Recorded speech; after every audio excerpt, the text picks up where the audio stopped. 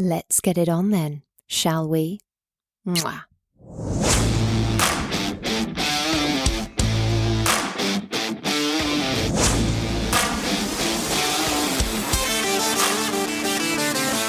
Welcome to Sex on the Peach, your weekly hump day dose of everyone's favourite untalked about topic, sex.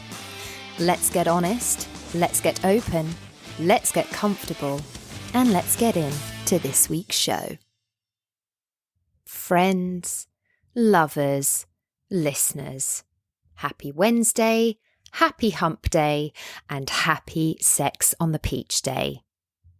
Now, we need to have a little chat because I feel like I'm giving basically non-existent at the moment, literally ghosting my own podcast. Life is really hectic between a lot of work and a lot of studying, which are the two things that facilitate this podcast even existing. She's all work and no play right now, friends. I will endeavour to answer people's questions as soon as I possibly can, and I'm trying my best. But listen, we only have so many hours in the day, so please be patient with me. Anyway, let's talk about today's episode. Last year, I was very fortunate to get the opportunity to do some interviews with people working in the sexual space, and I wanted to release these conversations for you because I think they need to be heard, and the more platforms we have for these chats, the better. The first conversation I had was with a couple called Jess and Mike, who entered the adult film industry about 6 years ago now. We talk about their move into this space, how it has changed their life, and their own sexual journey together, and the reactions they've received to this work along the way. I absolutely loved chatting with Jess and Mike and discussing the fact that if people are going to choose to learn from porn, seeing a real couple just living their authentic sexual experience might be a much healthier way to do it. I hope you enjoy listening to this conversation as much as I enjoyed having it. So let's get into it. Here is the sex tape sensations.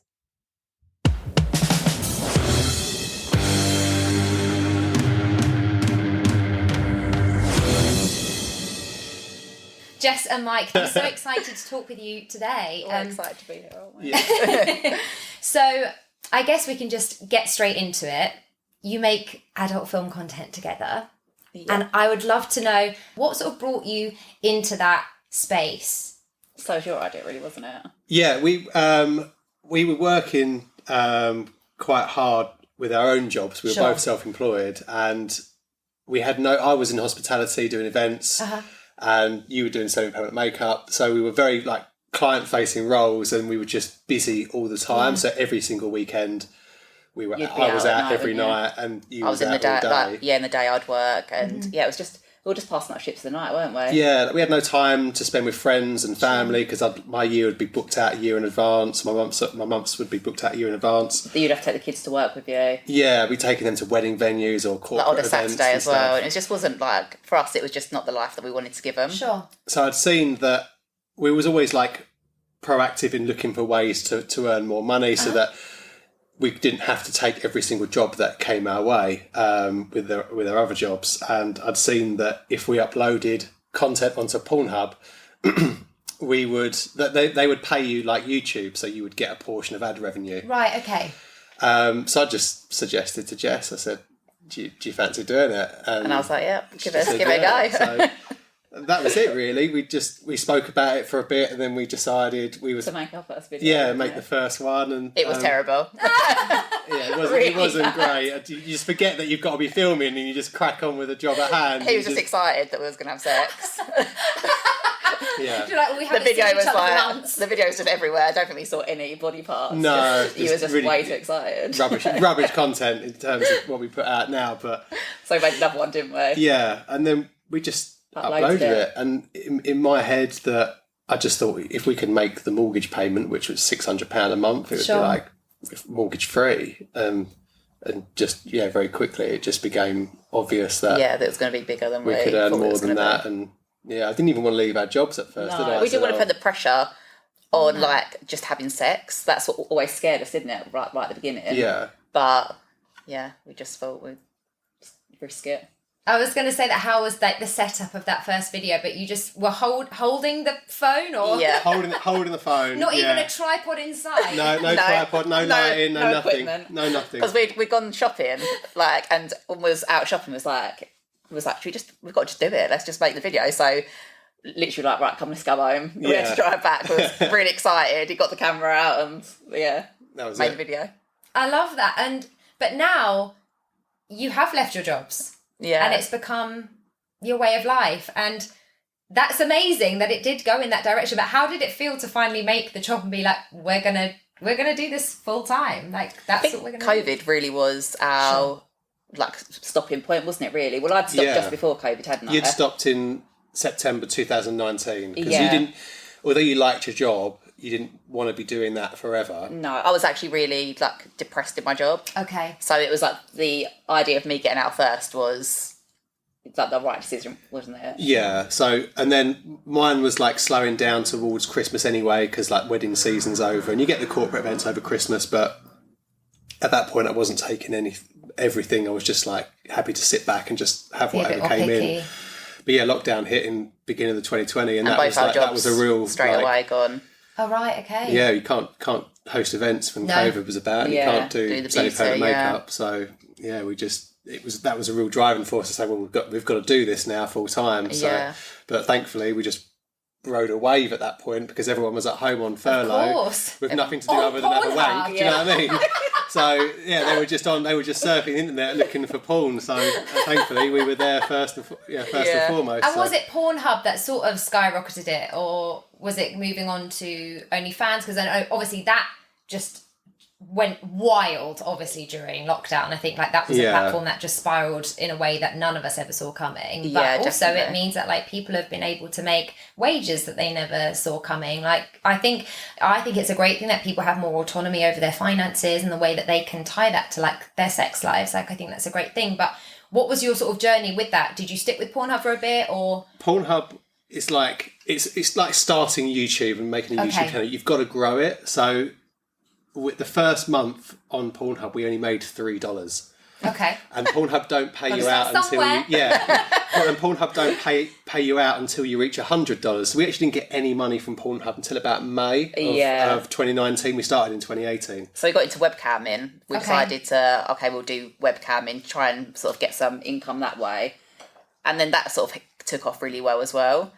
So that was we were sort of Pornhub webcamming at that point, and then with lockdown, we made like a viral TikTok. Okay. And it was like a naughty TikTok. We didn't post it on TikTok, but we then uploaded it to Pornhub, and it went viral.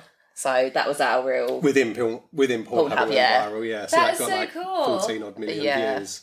Amazing, like kind of out of it was just out of nowhere.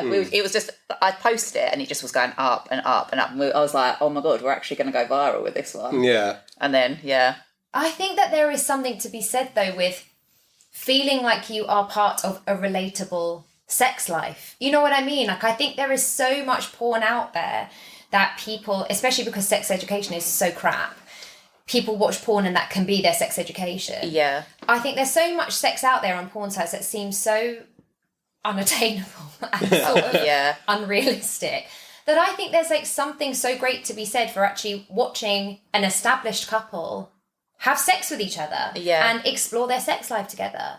And I think that is a huge thing and a much healthier way for people, if they're going to use porn, to learn sex, to learn it, rather than watching, people come together who've never met each other and sort of like go like balls to the wall, things that you're like, I don't know that I can do that. I think also like seeing a realistic body and like all them things, like a realistic penis size, like all those things I think are like massively important for the young people, the younger generation who is going to watch porn. Yeah, I agree. Like people need to know what real sex looks like, and also that's I know you say that the first video you made wasn't great, but listen, sometimes we make sex videos and they're not great. Yeah. Because like everything, like sex isn't airbrushed. Yeah. No. It's not sort of edited. It is real. And there's moments where it's icky and you might try and film a sex video and watch it and be like, oh my God, is that what it looks like? You know, but that's important. We need to see that real side of sex. And I think that's amazing that you found a way to sort of like bring that to people and for people to see this is what it looks like to be in a couple living their sexual lives together. But how have the responses been? Because I'm pretty sure it may be mixed, like in terms of like friends, family, like how have you found that? Because I'm obviously a huge supporter of sex work and anything that people do within it, but I definitely know people who would be judgmental, who are judgmental of me, and I talk about it, you know. How have you sort of found that side of things? So we find it sort of, it's funny because I get a lot of the brunt of it. Even though we're a couple and there's a man involved and a woman, I will get the backlash from it. You tend to not get any backlash, do you? Like high fives and go on, Mike. Like when we even when we go out, like he'll get like high fives from blokes. Like it's crazy, isn't it? And yeah, it's just a complete different reaction to me. And have you found with like friends and family, did like anyone sort of take offence to you sort of deciding to go down that path, or have you found that people have been more on the supportive side of things? So I'd say with friends, no one sort of came and said like we don't support that, but them friendships have sort of drifted, I would say. But we have really good close friends, don't we, that are really supportive. We're really lucky for the people that we have in our lives. But my sister, she disowned me. Oh, really? Yeah. Because of that? Because...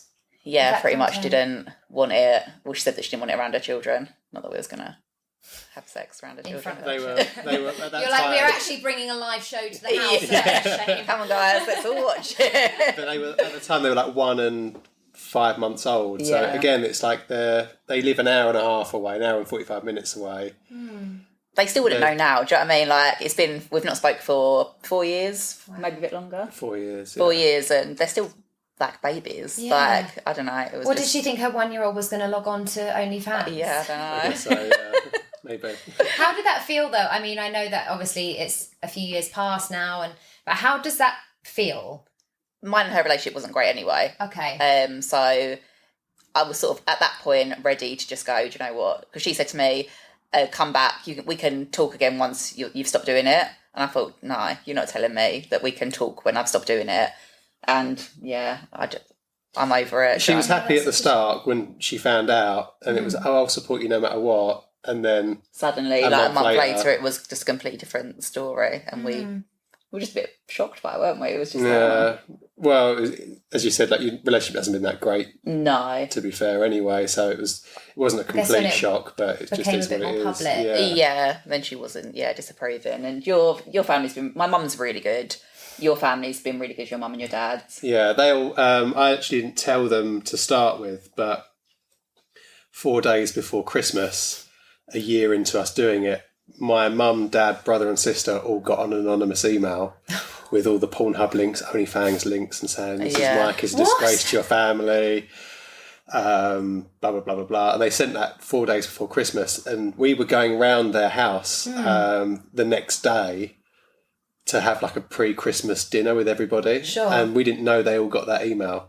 And none of them said anything to us. They didn't mention it at all. And we didn't find out until about a month later at my brother's birthday that they all knew. And then we spoke to them about it and said, we don't They care. said as long as we're happy, but they're and happy. That is how it should be, really, isn't it? Because I'm sure they're not going to go on the links and watch things. No, it's a choice, isn't it? Such a strange behaviour to email someone's family with links. Like, I mean, why would you do it anyway? But certainly, why would you send links? Like, why would you think that someone's family would want to click on that link? And be like, oh, well, I think it's done obviously to ruin they're trying to ruin something, aren't they? Yeah. They're trying to, throw your name and throw yourself under the bus kind of thing, or throw shade on you. But it didn't work, and family didn't care at all, thankfully, which is nice. Good. Do you ever find yourself at the mercy of keyboard warriors? Oh yeah, do you? All the time? All the time. Yeah, all the time.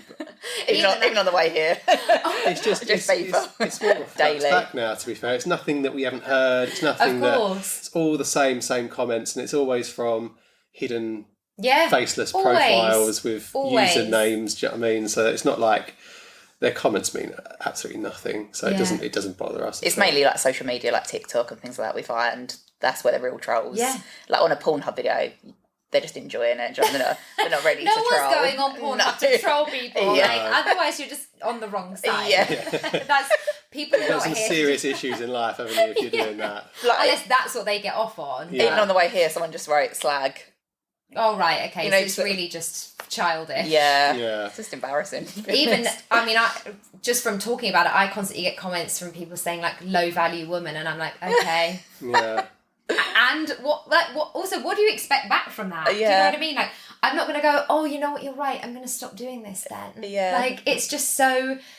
It's so infuriating, but I think it's because obviously we've grown up and sex is meant to be this, like, quiet, hidden thing that people do in private and don't talk about, and, like, it's shameful, and... So, you know, I think it makes people feel uncomfortable to see other people live a life comfortably and happily in a way that they didn't know was an option to them, and then have to go, and instead of go, wait, maybe that's something that I might want to do, they go, no, they're wrong, so I have to insult them. I think that's half. I think them people are the ones that would love to actually have that kind of relationship, but they physically can't. Yeah, and they probably look at, like, the life that you've created, you know, for yourselves, for your family, through this work, and think, I'd like a piece of that. Yeah. You know what I mean? Moving on to the sexual side of things, like, how have you found that your sex life has changed since you've moved into making content from it? And as you said, you didn't know that you wanted to make sex the job. So is there sort of a sense of separation of sex and the job? Or has it all become one? No, there's definitely separation. There's definitely separation. We have a thing now. We say, should we just do us, which is no cameras. Yeah. Nice. But even when we do film with a camera, because we're not, I'm clearly not very good at holding a camera and doing it with my hand, as our first video showed. So we just have a camera on a tripod, set up in the corner of the room, and we just get down to it, and we just do us. So, although you are mindful of what the camera sees, you are still just going through the motions as you would normally as if the camera weren't there. So it still does feel the same. There's still the same connection. If we're in a mood or we've had an argument, we don't film. So we're not filming. So, you know, there's we never have to film. Yeah, there's never that. There's never that angry, annoying. We always film with each in the moment, sex. don't we? Yeah. So we never. Yeah, we'll always be ready to have sex to then film. Okay. Not like, okay, today we're gonna film this, and we're going to be doing these positions today. Set the camera. And it's taken a while to get to that point. I feel like when we first done it, we were sort of, right, we've got to make a video, we've got to make another video, and it was quite. We put pressure on ourselves, and I think as time's gone on, we've sort of said, no, we're not putting that pressure on ourselves. Because when we started, obviously you've got to build up your content. Do you know what I mean? Your vault of content kind of thing. And now we're at a point where we're 5 years down the line with it. That amount of content that we've made, there's so much of it that you don't need to be supplying it with 5, 6, 7, 8 videos a week. You know what I mean? I think people think that we have sex 24/7 every single day, that we're at it like rabbits, but we're not. It was like that when we started it. Yeah, it was like that when we started it, but certainly now that we don't need to be. We've got to focus our energy on other areas of it. To be fair. Yeah, I mean, I am friends with someone who's a sex worker but hired for porn as an independent worker, not part of a relationship. And she has said to me many times that people think that that's because that's what she does as a job, that she must just be going home and then just the most sexual being ever, having sex with someone. She's like, the last thing I want to do when I go home is have sex. And she has a partner and she's like, we have a very, very vanilla sex life. Because I'm just like, I just want to cuddle and to sleep. But it is funny is that anything that you do in that space, people immediately think, oh my gosh, they don't do anything but just have sex and talk about sex and do things sex related all day, every day. I think people sort of portray their fantasies on us, don't they? In that sense, they think, they must have sex all the time, and that's their fantasy in some sense. Do you get requests of things to do? Yeah, we do. We're picky with what we do with the requests because we still want to keep it us or rude to us. Do you know what I mean? If someone says, "Oh, can you act out a policewoman?" You know, blah blah blah, doing this, it becomes so staged. Yeah, sure. we don't. We're not actors. Do you know what I mean? We're very bad actors. I don't mind someone saying, "Oh, could you wear this?" Sure. And then sort of do this, and you can make it your own. But yeah, sometimes we get full-on scripts. Like, they've literally written, like, the whole dialogue. Scene by movie. scene, minute by minute. Yeah, They know and what you're they thinking, want. no, that's not happening. They'll ask for like a 3-minute video and they want, right, can you start off doing this and can you say this and can you turn around and can you show this and can you do that? It's like, What, in 3 Jesus, minutes? mate. I'll be like, "Ugh."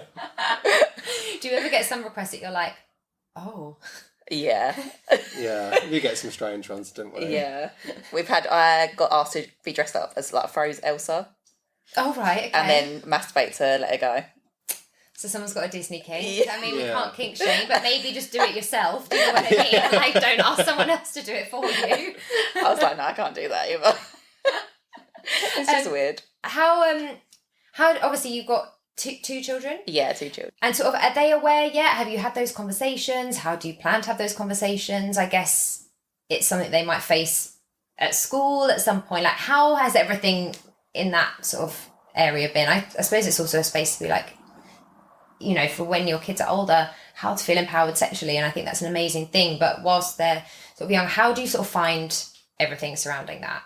So our oldest is nearly 14. Okay. So she's at secondary school and she knows absolutely everything. Sure. So how old was she when we started? Yes. Year 5, sorry. Year 5. So yeah. when we first started doing it, we'd sort of tell her little bits, like tiny, like sort of, I do like lingerie, sort of like modelling, and that's what we sort of, Stanley, he sort of knows that, doesn't he? But yeah, he's year 5 now, so he's at that point. So where he's just starting to Have those scratch the surface a little bit of, mummy poses in lingerie or takes pictures in a bikini kind of thing. Yeah. And it gets posted online. But with Chloe, as she's got older, we've just sort of given more to what she knows. So if she's asking more questions, then we'll give her more questions. But she's really cool with it, isn't she? She's been from the get-go, hasn't she? Yeah, and you know what?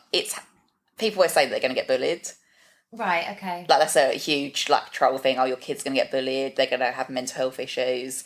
We're so open with them and they have a lot of trust in us because we're so open and talk about a lot of things. They can come to us with anything. Yeah. And it's just made them so, like, it's made her so open-minded and free. And like non-judgmental. Yeah, when she goes to school and people ask her, she's really open with it. Like, she doesn't hide away from it or anything. But because of that as well, it diffuses all bullying, if that makes sense. Like, no one trolls her for it or takes the mick out of us to her because of it. Because she owns it. That's great. And I think that makes such a difference, isn't it? If you just go, yeah, and that's what's up. Yeah. Then people go, oh shit, well, I can't really say anything now because it's just taking the sting right out of it. And so, they don't know what to say at that point. So when we first told her, she was like, as long as we're happy and we're looked after, and that's all that matters. She was so grown up with it. What is the problem with knowing that your parents have sex? I mean, I remember, and to be fair, I'm lucky I come from sort of a very liberal family who I was always able to ask questions to and things like that. But when I was young, I remember thinking that the amount of children in a family was the amount of times that those parents had sex. And because I'm an only child, I used to be like, well, my parents have only have had sex once, so I win. You know what I mean? Like, because oh gosh, your parents must have had sex 5 times. Oh, how embarrassing. But actually, then when you get older, what is the problem with like knowing that your parents, because now obviously being older, I think, gosh, like imagine being a kid and being like, oh, parents having sex. But now I'm like, all I want to do continuing on as I get older and older is continuing to have a healthy sex life. Yeah, and I'm sure like you would want your mum and dad to be having sex. Like, there's a problem if they're not. Of course. And it's so important and it's about rebuilding connection. Yeah. Like, sex is so important within a marriage and a relationship, and I think that people don't want to hear it. Yeah. And it really is. Talk about it. Yeah, it's a real connection for our kids to know that we love each other, that we've got a healthy sex life, and that you still have like physical attraction to each other, because that can become, a huge problem in a lot of marriages. Yeah. And it's one of the reasons that I am training to be a sex therapist, is because I've heard since I was so young, once you're married you don't have sex anymore, kind of laughed off, you know what I mean? It's sort of like dinner party fodder. Yeah. Sort of people would be like, once you're married the sex stops, jokes surrounding that. And I thought, what an odd thing to say, because what do you mean? Like, wait, so once you get married the fun stops? Like, I don't know, like marriage sounds pretty terrible to me now.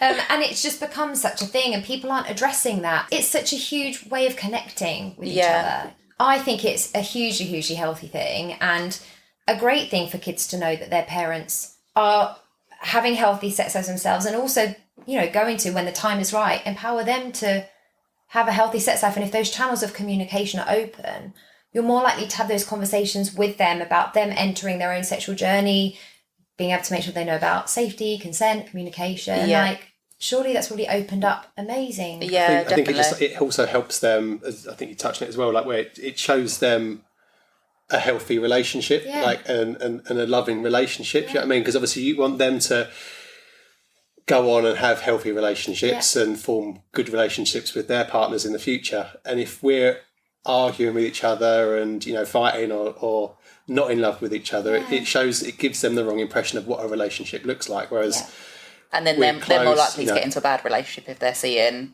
and they're thinking that that's right in a relationship. And that's what it looks like to be at home, and also seeing like a lack of physical connection, which obviously can be solved sometimes for people, but it needs to be addressed. So I think the more open communication in a household surrounding sex, the better.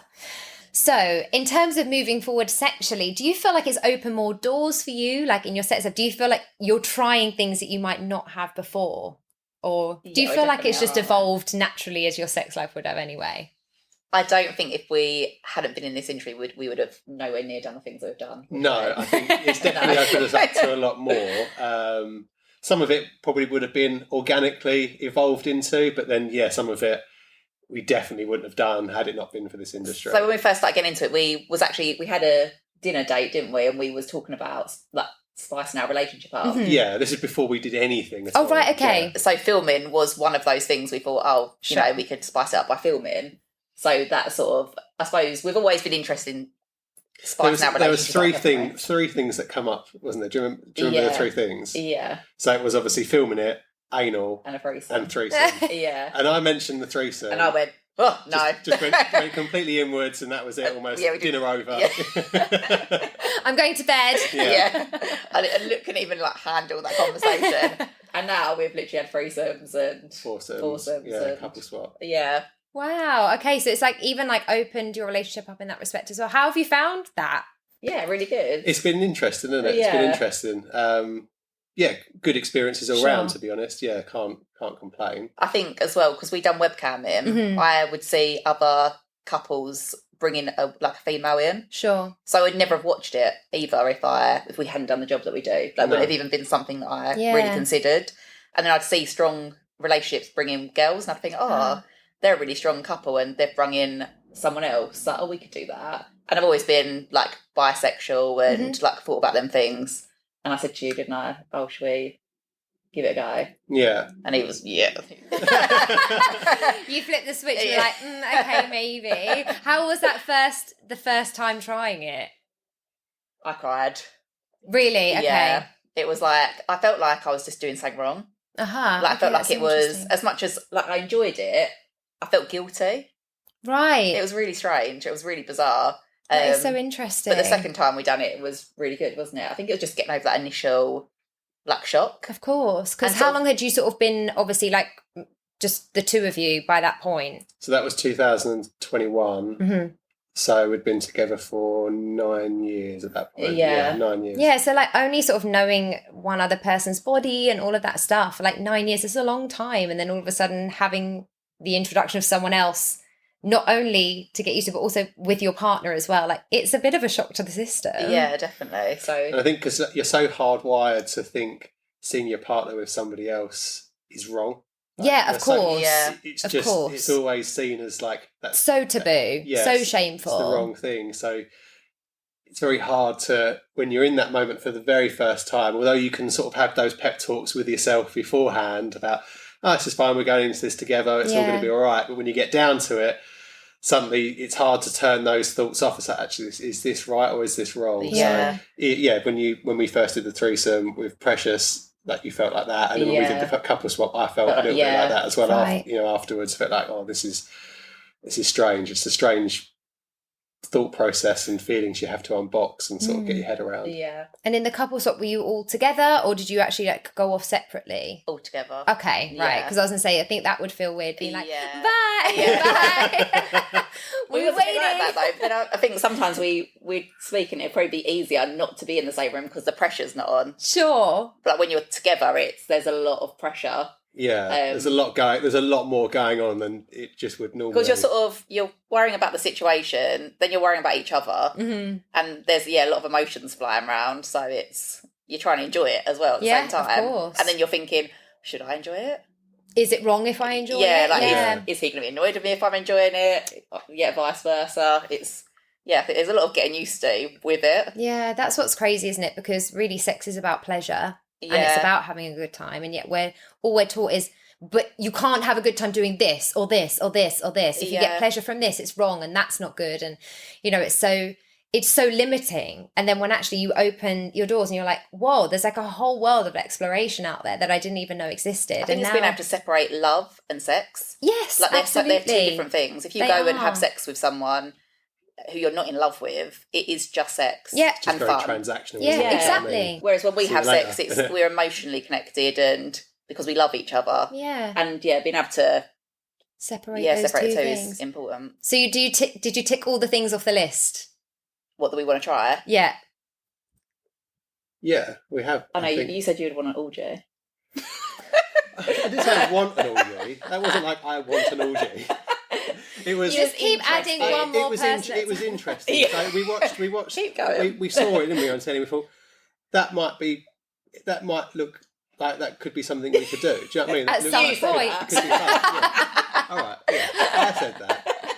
You're like, I came around to the threesome. There's maybe we hadn't even introduced a man at this point. I was like, maybe we need to introduce a man first. He's diving into the orgy and I'm just sitting there like... There's time. Yeah. Do you feel like it's enhanced your sexual communication? Because I just feel like all of these things that you must be sort of the new avenues that you're trying and involving new people and sort of, even exploring sexuality, like it's surely just introduced so many more conversations than you might have had more than anything else. Because I always think sex is so hugely down to communication. Oh, 100%. So at this point, your communication must be like sky high. Yeah, we're always talking about what we like and what we didn't like and maybe things that we wouldn't do the next time because it made like one of us feel uncomfortable and we're always as you say, like communication is so important. Like because if you can't communicate, then it's game over, isn't it? So it just ends up in a massive like argument, and it would all be held in, and then it would just explode. Resentment, yeah, of course. But I think one thing we had to learn over the course of 11 years, isn't it? Yeah. It's just to communicate. Just say it. Yeah. But I think that's the cause of so many disruptions in people's sex lives is they aren't talking about it. But then I do think when you've opened your lives up the way that you have, that's definitely something that comes into play because you have to talk about that stuff because a time might come where one of you might be like, I don't want to film anymore. You know what I mean? Yeah. There has to be those open doors to be able to say those things to each other and know that you're always in a safe space with one another to communicate about. We don't always communicate greatly, do we, either?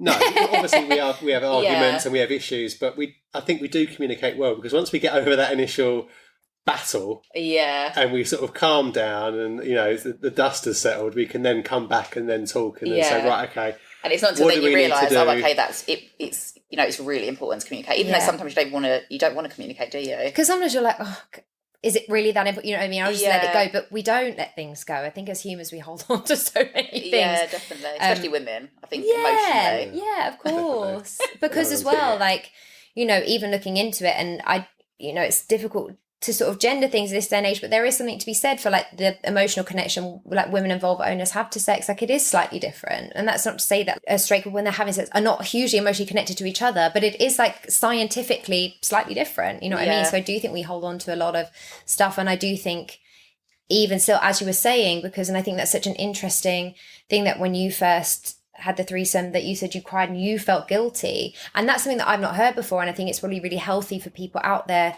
to hear that, because something, as I always say with sex, is everyone thinks that what they're going through they're on their own. So someone else out there might have just tried a threesome and had the same reaction and thought, oh, no one else has ever cried and felt guilty, and now like hearing that's going to be so helpful. You know what I mean? Do you feel like inspired sort of, have any friends come to you and been like, oh, you've inspired us to sort of try new things and put our own content out there and sort of open up our sex lives? You're sort of in a really good position to be like the stars of, this is a really natural sex life, a really like natural couple just living our best sexual lives, and we're inviting you in. And how have you felt that's like influenced people around you? I feel like with my friends, like one of my friends, her boyfriend would always be like, speak to Jess. Like, you're like, the go-to sex guru now. Every time we're on a night out and she goes home, he's getting something, because I'm like persuading her to like, I'm like, give him a sexy message just while we're out, just give him it, like turn him on, and they love it. One of my friends as well, after we come round they were at a party at ours, and he, speaking to him afterwards, is like, yeah, we had great sex after that party. Like, after like speaking to you, like about, or if she spoke to you about it, kind of thing. So yeah, it does help inspire people, which is mad in some sense, because I didn't think we would be in that position to inspire people to do it, but here we are. But when things feel real and authentic, I think they have the most impact. Like when it doesn't feel like performative, because as you said, when you film, it's when you are actually connected and wanting to have sex anyway. It's not let's put the camera on and create something. So I think that obviously must come across like this is just a couple in their moment feeling that connection together and wanting to have sex, whatever that entails that evening. And I think when something feels that honest and that authentic, it comes across, you know what I mean? It reads, rather than, we can tell when we watch a video of people having sex and we're like, that person is not into it. Yeah. That is inspiring, because you're like, I'm watching a real connection. We find a lot of our subscribers are like couples as well, and they're on our page because they want to improve their sex life. Yeah, and that's amazing. By watching us, which I love. Like, I think I never imagined that would be our audience, that we would be just, like helping people, which... It's crazy. Yeah. It is, because I said I don't feel like I'm that person, or I don't feel like we're that people to inspire people, but we obviously are, which is nice to know. We're very flattered, but... We sent out a video the other day, which we went live on... I hope you don't mind me saying this anyway. We went live on OnlyFans, and we was doing a sex show. And by the end of the sex, he'd been hard for about an hour. And by the end of the sex show, it got to the point where we was having full sex, and he couldn't get it up. Like, it was just, it all went a bit wrong, didn't it? Yeah. And we still sent the video out, because I thought it's good to know. We still finished. We still worked. It didn't just end. The rubbish didn't work. Cut. Give me some slack here, please. Like, throw me under the bus. Jesus. Okay. I always take my time. When it doesn't work for him, I always take my time, because I know that it's in his head. It's not the fact that he can't get it up, it's just he's worked himself up, and I know what to do to help you. It took a little bit of time, but it's nice. But you got there. What I'm trying to get at is, it's nice for men to know that that's okay. That's life. Yeah. You know, like, men really struggle with, like, you have to get an erection to have sex. Us women, we don't have to worry about that. It's pressure. And so it puts men off having sex. There's a lot of men out there who just won't have sex because they're so scared that it's gonna... You know, as a woman, if the man can't get it up, you think it's your fault, you blame yourself, that doesn't help them. And I think it's so important for, men to know that, you know. I completely agree. Pressure is a pleasure killer. Yeah. You know, once people think there's something that they absolutely have to achieve to make that happen, is when things just start to go a bit awry. And I absolutely applaud you for still putting that out, because it is so important that people see those sides of sex where things go a bit funky and things go a bit like, like those sticky moments that we don't get to see in films and porn, because they edit them out and make it look like this is perfect sex, and sex just is literally not like that. Things we leave go wrong. queefs in as well. Leave them in. Good. Every girl gets it. Absolutely. Leave a queef in. 100%, because there's so many people out there thinking this is so embarrassing. Oh my God, like, I had sex with someone and that happened, and now can I see this person again? Will they want to see me again because that happened? And it's like, that literally happens to everyone. Like, please, like, don't feel ashamed. So I think that's amazing, and I applaud you for keeping it real. How do you feel sort of moving forward? Is this sort of what you intend to sort of like keep doing for the foreseeable? Are there sort of like other things that you see yourselves going into? Like, what's the sort of, I guess, forward vision at the moment? At the moment, we're still enjoying it, aren't we? We're still enjoying it. We've never ever spoke about an end date or a get out, but we're mindful of the fact that we're getting old. There is I wouldn't say there's a shelf life for it, because there's a market for everybody in every age. There's a mature category for a reason, and there's people that we know who are in their 50s who do this, who earn more than us. So there's clearly a market for it, but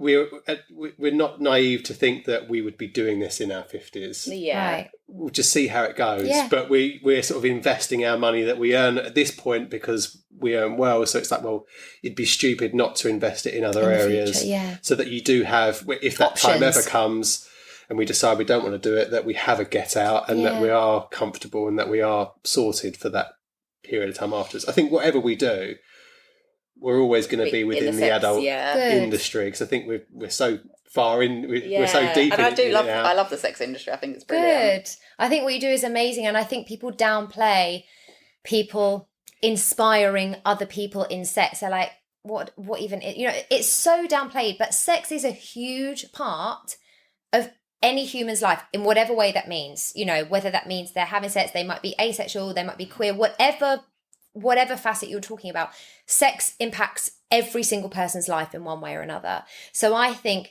to be inspiring a group of people and helping them achieve better sex is an amazing thing. And I commend you for the work that you do. And I love, even just some of the funny videos that you've posted on your Instagram, I love them. And again, just any window into something real, I think in this day and age is amazing. So thank you so much for the work that you do in this space and for letting people see what a healthy sex life looks like. Thank you very much. Before we wrap up, what is your biggest ick? Biggest ick? Mine's got to be teeth. Right. Bad breath, bad hygiene. Yeah, I'd say bad hygiene, I think, has got to be an ick. Yeah. It has to be, doesn't it? A problem. It's a health hazard. And on the flip side, what is your biggest non-sexual turn on? Confidence. Confidence. Can you say confidence? Yeah, you can say whatever you confidence. Like. If someone holds themselves well, they walk into a room and they're confident, I think that's a big turn on. Yeah. For me, probably, if it's about you, then when you help me around the house. Right, that's turn on. I love that, and I actually think that's a really common one for women in straight relationships. When the house is clean, when he gets home, I think, oh yeah. You're like, you're getting the good loving tonight. I find the house all the time, then. That's probably my biggest job, then, isn't it? Describe your sexual personalities in 3 words. You can go first. I'd say I'm quite dominant. Mm-hmm. I don't know. What do you reckon? Dominant, confident. I know it's a hard one. I got asked this before. It took me a while. So I would say I'm not dominant. You're not dominant, no. I would say I was more submissive. Yeah. Sexually. And I like that. I like when Jess takes... I don't mind taking control, but I like when a woman takes control, because I feel like, they really want it at that point. Yeah. So I like a woman taking control. I'd say I was submissive. Bit more reserved than me. I wouldn't say now, though. Not now. Do you know what I mean? When we first met, he was not as sexual as I was. Sure. I think I was the more sexual person. Could say it's very vanilla at the start. For me, but vanilla turned kinky. It's opened up now. So you guess you could say open-minded. Open-minded. Yeah. And it sounds fun, so I feel like we could throw fun in there. Yeah. I feel like fun's such a cliche one to say, isn't it? But I don't know. Fun. Everyone says fun, don't they? I feel like you've got to think a bit more out of the box than fun. I don't think a lot of people look at sex as fun. I'd say adventurous for me. I'm quite adventurous. I would say adventurous as well, for me, because obviously the job that we do, it's, do you know what I mean? There's so much more we do now that we would never have done before. Yeah. Is there anything, well, we kind of already know, on your sexual bucket list? Orgy. I wouldn't say it is on my bucket list, to be fair. That's Peggy. No, that's not on my bucket list. You're like, that's on my bucket list. That is on yours. It's not on mine. It's going to stay on yours for a long time. I probably don't. I don't have anything on my bucket list, really. Maybe I feel like more outdoor sex. Yeah, maybe more risky stuff, because I feel like we don't get to post that anymore because of the rules and regulations around it. So we can just be more risky on our own. Yeah, but more risky. I like risky sex. I think it's quite exciting and fun, and it suits me. You got to be quick, so. Yeah. And lastly, what is your top sex tip? Give it all you got, every time. Like, just go in. I think. Every time we have sex, I always put in... You're present. Yeah. So if I was to add to that, then if I was to give a tip, I would say to focus on the feeling rather than... Because you can be... As a man, you can get in your head. Yeah. As we said before, do you know what I mean? You sort of get in your head and you sort of build up and you get pressure and things like that. But if you just let go and focus on what you're feeling and focus on the emotion and focus on what's going on in that space, you'll enjoy it a lot more. I think that's for women as well. Women who find it difficult to get into and get into having sex, because I know that some women find it hard to get into that space. Yeah. And it's always about it's like meditation. Yeah. Like, you really need to let your head go and just really enjoy the present moment of having sex. Yeah, it's a huge thing for women of novel owners reaching orgasm. Yeah. How long is it going to be? When's the washing got to go on? They're like, oh my God, how long has that been in the oven? Yeah. Can I get there before it's ready? Jess and Mike, thank you so much. You've been amazing. A huge pleasure. Please, can you drop your socials before we say goodbye? So Instagram is Jess Mike Miller XX. Mine's Mike _Miller _DJ. TikTok is at Jess and Mike 4. Yeah, they're all over the place. I was going to say so much to remember. Yeah, there's so many to remember. But they're the main ones. You'll get them all from the Instagrams or Twitter or TikTok. Well, there you go. Many platforms to follow Jess and Mike on, but for the last time, thank you so much appreciate it. for being Thank you here very today. much. Absolutely loved it. Thank you.